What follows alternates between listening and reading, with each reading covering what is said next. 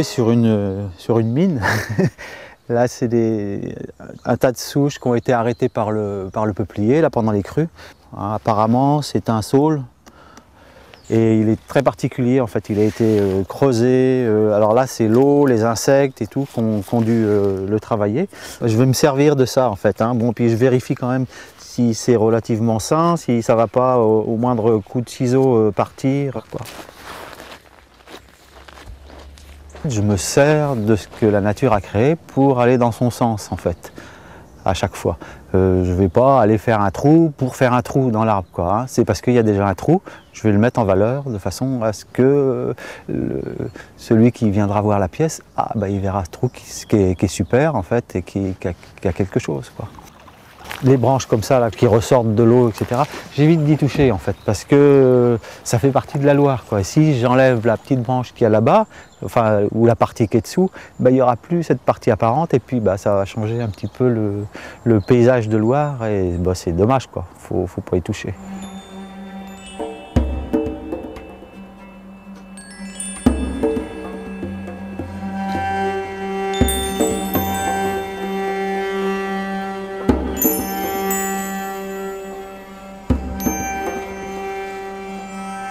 Donc là, c'est un chêne, hein. C'est un chêne, il est très très noir.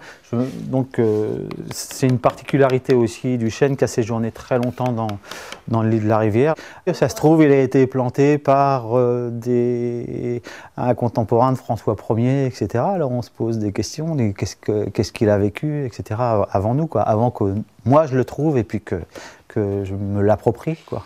Donc c'est encore, ça fait partie du jeu, aller trouver la pièce et puis après essayer d'imaginer un petit peu ce qu'elle était et puis après ce qu'elle va devenir. Le but ultime, c'est d'arriver à essayer de retrouver un petit peu le mouvement de l'eau dans les nervures du bois. Et pour faire ça, j'ai pas fait grand chose en fait, ils existent déjà, hein, ces mouvements-là. On les devine ici.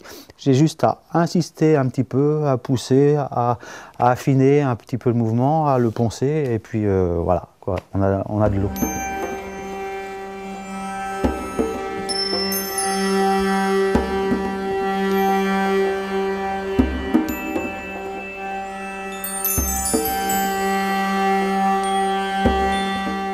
Une chose que j'ai encore jamais faite, mais que j'aimerais bien faire, c'est une pièce immense, quoi. Un arbre, en fait, avec ses branches, un truc qui ferait 7-8 mètres de haut, etc. Et puis qui serait mis en valeur comme ça, sur une place. Enfin bon.